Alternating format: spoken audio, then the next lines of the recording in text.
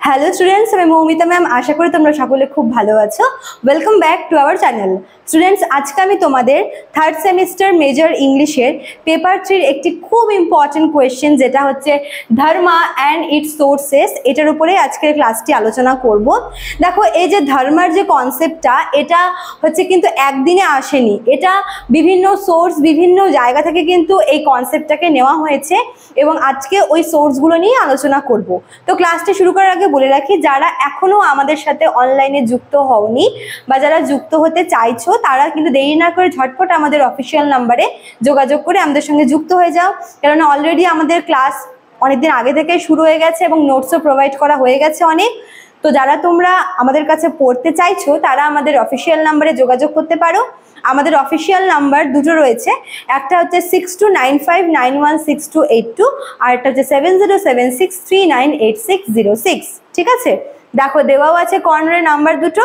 তোমাদের আরেকটা কথা বলার আছে, সেটা হচ্ছে তোদের থার্ড সেমিস্টারে যে এইসি কম্পালসারি ইংলিশ আছে, তার জন্য কিন্তু আমাদের সেন্টার থেকে একটা বই পাবলিশ করা হচ্ছে, যেখানে তোমরা পুরো টেক্সচুয়াল পোর্শনটা এবং সামারি, বাংলা ভার্সনেও সামারি দেওয়া এবং কোয়েশ্চেনও, অনেকগুলো ইম্পর্টেন্ট কোয়েশ্চেনও আছে, সমস্তটাই পেয়ে যাবে তোমরা। এবং খুবই কিন্তু রিজনেবল প্রাইস রাখা হয়েছে এই বইটার দাম। প্রি বুকিং চলছে অলরেডি। তোমরা যারা বইটা কিনতে চাও, তারা কিন্তু আমাদের এই অফিসিয়াল নাম্বারে যোগাযোগ করতে পারো। ঠিক আছে, এবং আমরা নেক্সট মান্থে বইটা পাবলিশ করতে চলেছি। যারা বইটা কিনবে, তারা আমাদের এই অফিসিয়াল নাম্বারে ফোন অথবা মেসেজ করতে পারো। ঠিক আছে, চলো দেরি না করে শুরু করে দিই আজকের ক্লাসটি। দেখো, ধর্মা অ্যান্ড ইটস সোর্সেস, প্রাচীনকাল থেকে, তো এনশিয়েন্ট টাইম থেকেই বিভিন্ন যে আমাদের যে হিন্দু গ্রন্থগুলো আছে, যেরকম মনে করো বেদ, উপনিষদ, তারপর পুরাণা, এই সমস্ত জায়গা থেকে কিন্তু এই ধর্মার কনসেপ্টটা আসে। তো আজকে আমরা আলোচনা করব যে বিভিন্ন যে গ্রন্থগুলো আছে, বেদ থেকে শুরু করে তোমার হচ্ছে পুরাণ থেকে শুরু করে এপিক্স থেকে, এই সমস্ত জায়গায় কিভাবে ধর্মা জিনিসটাকে রিপ্রেজেন্ট করা হয়েছে। ঠিক আছে, তো প্রথম যেটা আছে সেটা হচ্ছে তোমার দ্য বেদাস। দেখো, বেদের মধ্যে যে 4টা বেদ আমাদের আছে, ঋগ, সাম, যজু আর হচ্ছে অথর্বা, এই 4টা বেদের মধ্যে সবথেকে যে ওল্ডেস্ট যে বেদ, সেটা হচ্ছে ঋগ্বেদা। এবং এই ঋগ্বেদাতে কিন্তু অনেক মানে ধর্মা সম্পর্কিত অনেক কিন্তু কনসেপ্ট রয়েছে। ঠিক আছে, যেরকম মনে করো যে এই যে মোরাল ডিউটি, তারপর হচ্ছে আমরা বেদে পড়েছি যে সেই সময় মানে যে আর কি সেই সময়কার মানুষরা কিভাবে কঠোর জীবনযাপন করত এবং তারা কিন্তু কঠিন মানে জীবন ধর্ম পালন করত। ঠিক আছে, এবং সেখান থেকে আমরা জানতে পারি যে তাদের ওই কঠোর জীবন ধারণটা, মানে তাদের লাইফস্টাইলটা কেমন ছিল, তারা কিভাবে ধর্ম জিনিসটাকে চর্চা করতো, এই সমস্ত কিছু কিন্তু আমরা বেদ থেকে জানতে পারি। কাজেই বলা যায় যে বেদ কিন্তু হচ্ছে এই ধর্মার যে কনসেপ্টটা, মানে এই ধর্মা জিনিসটা বেদে অনেক বেশি করে বা অনেকাংশে দেওয়া আছে। ঠিক আছে, মানে বেদকে one of the best source of dharma বলা হয়। ঠিক আছে, 2 নাম্বারটা দেখো কি আছে, দ্য উপনিষদ। দেখো, উপনিষদের যে মেন টপিক, সেটা হচ্ছে দর্শন বা ফিলসফি। কিন্তু যদি আমরা মেটাফিজিক্যাল নলেজের ব্যাপারে মানে বলি, তাহলে সেটা কিন্তু আমরা এই উপনিষদে পাই। হ্যাঁ, এখানে আমরা দেখতে পাই যে কিভাবে মনে করো যে কসমিক ল বা এই যে কসমিক ডিউটি জিনিসটাকে, বা এখানে আমরা এটাও দেখতে পাই যে যেরকম মনে করো যে ন্যায় দর্শন, আরো অনেক রকমের আছে দর্শনের এই ভাগগুলো। তো সেখানে যেভাবে ধর্মা জিনিসটাকে দেখানো হয়েছে, যে কিভাবে মানুষ হচ্ছে নিজেকে আর কি তার যে ডিউটিটা, বা ধর্মার তো অনেক রকমের মনে করি যে তার যে ডিউটিটা বা হচ্ছে একজন ব্যক্তির মধ্যে, মানে একজন ব্যক্তিকে স্বয়ং ধর্ম হিসেবে তাকে দেখানো হয়েছে। যে যেরকম আমরা মহাভারতে দেখি যে যুধিষ্ঠিরকে ধর্মরাজ বলা হতো, সে তার ধর্মের প্রতি এত বেশি লয়াল ছিল।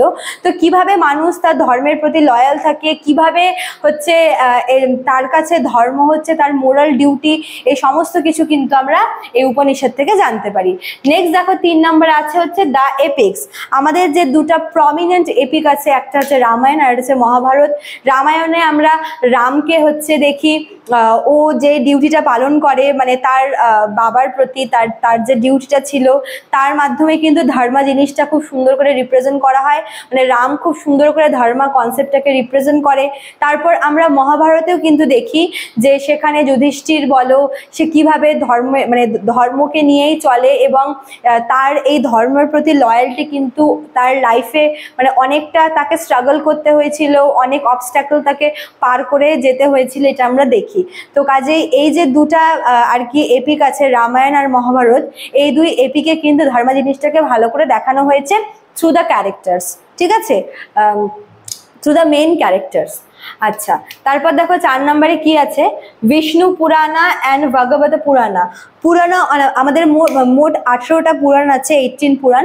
তার মধ্যে এই যে বিষ্ণু পুরাণ জিনিসটা আর এই যে ভগবত পুরাণ জিনিসটা, এই দুইটা পুরাণ হচ্ছে তোমার মাইথোলজিক্যাল ব্যাপারের সাথে আর কি রিলেটেড। হ্যাঁ, বিষ্ণু পুরাণে আমরা দেখি যে ভগবান বিষ্ণু বা যাকে আমরা নারায়ণও বলি, তার কি মানে তার যে ধর্মটা দেখো, যে এই যে বিষ্ণু তাকে ধর্মের একটা প্রতীক বলা হয়, ঠিক আছে, এবং তার যে পালনীয় কাজগুলো বা সে যে ধর্মগুলোকে বলে গেছে সেগুলোকেই হচ্ছে তোমার মানে তার থেকে কিন্তু এই ধর্মার যে কনসেপ্টটা সেটা এসেছে। তারপর দেখো ভাগবত পুরাণে আমরা শ্রীমদ ভাগবতের নাম শুনেছি, সেখানে শ্রীকৃষ্ণের দেওয়া কিছু বচন যেগুলোকে কিন্তু ধর্ম হিসেবে দেখানো হয় এবং এগুলো কিন্তু খুব আমরা আমাদের জীবনে বর্তমান জীবনে পার্সোনাল লাইফে কিন্তু আমরা খুব বেশি এর প্রভাবটা দেখতে পাই। কাজেই এই যে বিষ্ণু পুরাণ আর এই ভাগবত পুরাণ, এখানে মানে এমন অনেক কিছু দেখানো হয়েছে যেগুলো আমাদের জীবনের সাথে সম্পর্কিত, আমাদের জীবনের সাথে রিলেটেড, যেগুলো আমরা মানে আমরা ডেইলি আমরা বলতে পারো যে জিনিসটাকে ফেস করি, সে পারিবারিক ক্ষেত্রে হোক, সে কর্মক্ষেত্রে হোক, বা যে কোনো সম্পর্কের ক্ষেত্রেই হোক না কেন, বন্ধুত্বের সম্পর্কে হোক বা রিলেটিভদের সাথে হোক, আমরা বিভিন্ন সম্পর্কের ক্ষেত্রে যে এই যে একটা ডিলেমা জিনিসটা, এটা কিন্তু আমরা দেখতে পারি, যেটা এই বিষ্ণু পুরাণে এবং ভগবত পুরাণে দেখানো হয়েছে। আর দেখো 5 নম্বরে কি আছে, মনুস্মৃতি অ্যান্ড যজ্ঞবল্ক স্মৃতি। এই যে দুটো স্মৃতি আছে, এখানে কিন্তু এই স্মৃতিগুলোতে মেনলি এখানেও তোমার মাইথোলজিক্যাল কিছু ব্যাপার স্যাপার আছে, যেখানে মাইথোলজিক্যাল মানে ক্যারেক্টার্সের থ্রুতে কীভাবে ধর্মকে মানে অধর্মের বিরুদ্ধে ধর্মের জয়, এই জিনিসটা আর কি দেখানো হয়েছে। যেরকম মানে এটা বলা হয়েছে যে খারাপ কিছুর মানে একটা খারাপ জিনিস বা অশুভ জিনিস যতই শক্তিশালী হোক না কেন, সেটা কখনো শুভ জিনিসের কাছে কখনো টেকে না, ঠিক আছে, মানে অধর্মের ওপরে ধর্মের জয় যে জিনিসটা আর কি, মানে ধর্মের সামনে অধর্মের কোনো আর কি অস্তিত্ব নেই, কোনো এক্সিস্টেন্স নেই, এই জিনিসটা কিন্তু বলা আছে এই স্মৃতিগুলোতে, ঠিক আছে, মনুস্মৃতি আর যজ্ঞবল্ক স্মৃতিতে। আর লাস্ট দেখো যে ফিলোসফিক্যাল টেক্সটগুলো আছে, যেরকম মনে করো যে ন্যায়, তারপর হচ্ছে সাংখ্য, এগুলো হচ্ছে তোমার দর্শনের বিভিন্ন ফিলোসফিক্যাল বিভিন্ন টেক্সটগুলো। এখানেও কিন্তু আমরা জানতে পারি যে ন্যায় দর্শন, তারপর হচ্ছে তোমার সাংখ্য দর্শন, হ্যাঁ, তারপর হচ্ছে মীমাংসা, এগুলোতেও কিন্তু আমরা ধর্মের অনেক অনেক মেনশন পাই এবং সেই জিনিসগুলোই কিন্তু বর্তমানে আমরা বিভিন্ন ক্ষেত্রে এই ধর্মের যে আর কি প্রভাবটা কিন্তু আমরা দেখতে পাই, ঠিক আছে। তো এভাবেই বিভিন্ন হিন্দু টেক্সচুয়ালগুলো যে ছিল, এনশিয়ান্ট বেদাস, উপনিষদ, এপিক্স, স্মৃতি, পুরাণা, এই সমস্ত জায়গা থেকে কিন্তু এই ধর্মার কনসেপ্টটাকে নেওয়া হয়েছে, ঠিক আছে। তো স্টুডেন্টস, আজকে এতটুকুই ছিল, আশা করি তোমরা ক্লাসটা বুঝতে পেরেছো। ভালো লাগলে অবশ্যই লাইক কমেন্ট করবে, শেয়ার করবে। দেখা হচ্ছে নেক্সট ক্লাসে। Thank you.